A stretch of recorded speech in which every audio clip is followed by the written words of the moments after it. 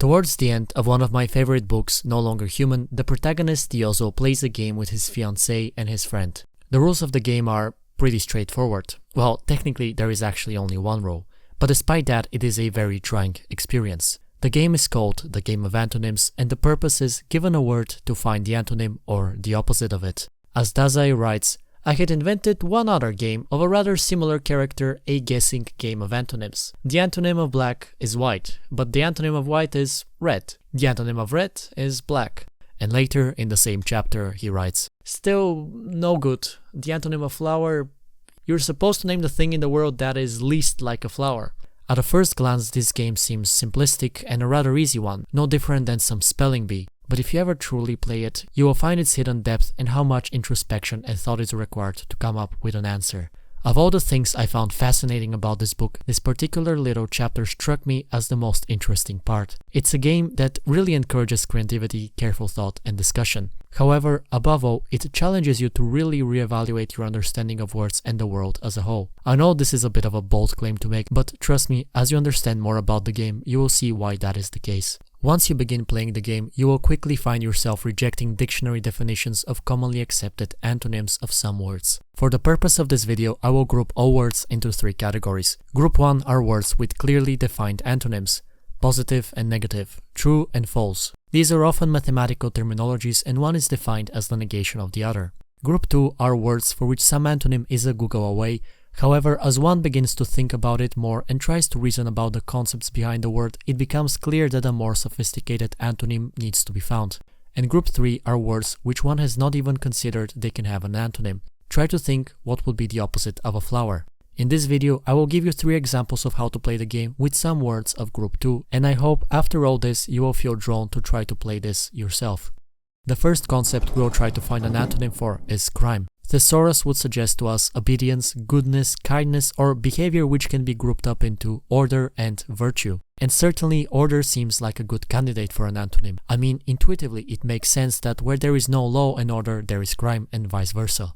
Yozo from the book asks his friend the same thing. What is the antonym of crime? The law, of course, Horiki answered flatly. Crime belongs in a different category. Well, in that case, what would it be? God? Let's not dispose of the problem so lightly. Let's think about it a bit more together. Isn't this an interesting theme? I feel you can tell everything about a man just from his answer to this one question. You can't be serious. The antonym of crime is virtue. A virtuous citizen, in short. Someone like myself. Let's not joke. Virtue is the antonym of vice, not of crime. Are vice and crime thus different? They are, I think. Virtue and vice are concepts invented by human beings, words for a morality which human beings arbitrarily devised. Finally, I muttered to myself, actions punishable by jail are not the only crimes. If we knew the antonym of crime, I think we would know its true nature. God, salvation, love, light. But for God there is the antonym Satan, for salvation there is perdition, for love there is hate, for light there is darkness, for good, evil. Crime and prayer, crime and repentance, crime and confession, crime and... no, they're all synonyms. What is the opposite of crime? Crime and punishment, Dostoevsky. These words grazed over a corner of my mind, startling me. Just supposing Dostoevsky arranged crime and punishment side by side not as synonyms, but as antonyms. Crime and punishment, absolutely incompatible ideas, irreconcilable as oil and water. This is of course the reasoning Dazai provides in his book. One is free to disagree. There are no right answers in this game, only wrong ones. And while I would love to hear your reasoning too, the format of this video monologue makes me unable to. Thus, you will now be forced to hear my own opinion.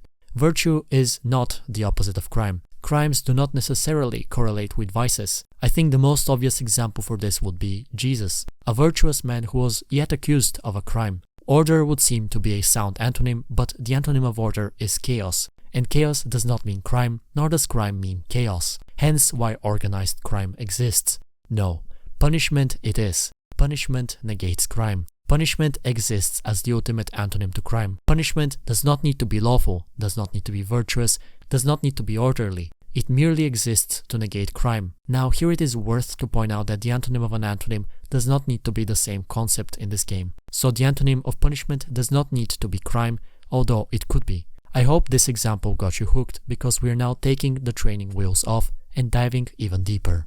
While I do agree with Dazai's reasoning about crime's antonym, there is a little part in the passage that really grinds my gears.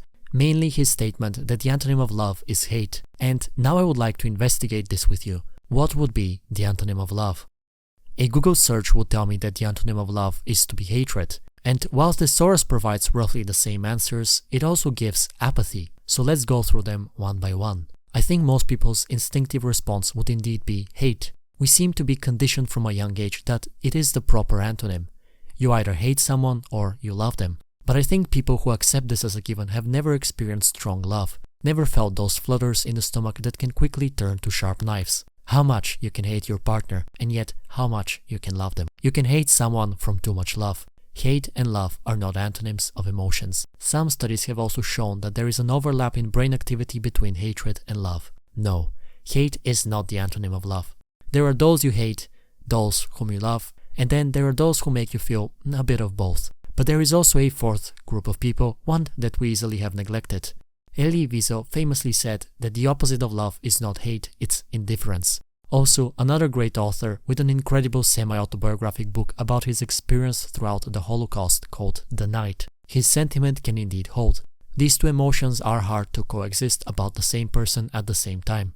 And this seems to be the second most popular response I have heard from people. But I don't think indifference is the antonym of love. No, indifference or apathy is the antonym of feelings as a whole. Apathy itself means without feeling. It would be hard for hatred and indifference to coexist too. Indeed, indifference does negate love, but not because it is love, but because it is a feeling.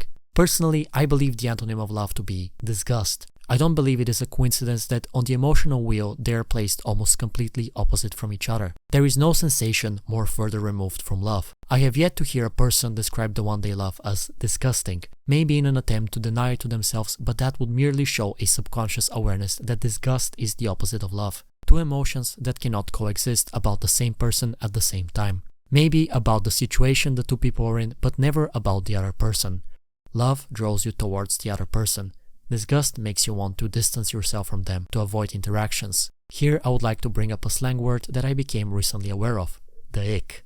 Urban Dictionary would define it as, you could be with a guy or a girl, everything seems to be fine, and you think you like them, but then you suddenly catch the ick. From then on, you can't look at the other person in the same way, you just progressively get more and more turned off by them, weirdly and maybe for no reason, in particular grossed out by them. And if you Google it, you'll see a lot of videos of white women talking about how they got the ick. Basically, the moment when they stopped liking the person and started feeling repulsed by them. Disgust as the negation of love. And yes, using white women as my source is a bit dubious, but still I will maintain this to be a great example of how people themselves are somewhat aware what the antonym of love is on a more primal level. To provide further evidence for my point, a 2015 study found negative correlation between disgust and desire for making love. And yes, I am aware that not all love is sexual, but still a subset of love is the sexual kind. I know I am repeating myself, but it is important to remember that there is no correct answer. You are free to disagree. What matters is the reasoning one gives for their opinion and the introspection this sends them on. To finish off, I want to end with my favorite prompt for this game. What is the antonym of life? I have discussed this one with a lot of friends and I always hear the most interesting responses. Life is, of course, an important concept. We are experiencing it right now. What would be the furthest thing from it? As you probably have become aware by now, it is doubtfully death. Death is merely the term used to denote the end of a life. You wouldn't call the antonym of a movie its ending. The ending is somewhat part of the process, unwanted as it may be. No. Death exists within life. I would love to tell you all the interesting answers I have heard and the reasoning people gave for them, but I want to keep this video short for my sake. So instead, I will just give you my own arrogant opinion. The antonym of life is stone. Life is adapting, changing, moved, vivid, animated. A stone is a stone. Stationary by itself, hard to change, inanimate. Stones have been here long before us, and they will be here long after we are gone. Life cannot be a stone. And a stone cannot be alive, even if fiction would wish it to be otherwise. A forest is full of life, brimming with movement, ever adapting, ever growing. A city made of stone is static. Apart from the people inside of it, it is quite dead, lifeless, motionless. We are the life support of our cities, the only thing breathing life into them. Life can be sinful, virtuous, sorrowful, and joyous. A stone is a stone. It is pure in that sense, maybe. There is nothing to it and there is nothing more that it needs to be. Maybe it is a bit ironic that the first murder, the first death in the Bible occurs with a stone. Personally, I love the poet Atanas Dauchev, and one of his poems titled Stone does state roughly the same thing. Stone as the opposite of life.